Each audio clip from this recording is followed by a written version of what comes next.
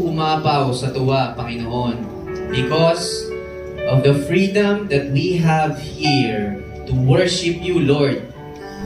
Teach us each day, Father, to live a life that pleases and honors your name, Father.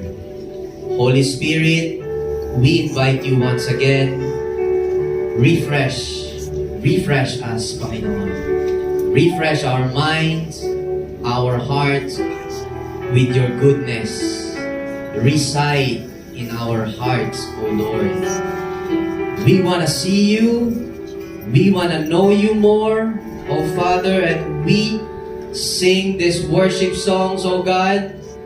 We want to hear your voice, O God. We are listening, as you said in your word in Psalm 145, verse 1 to 6. I praise your grace.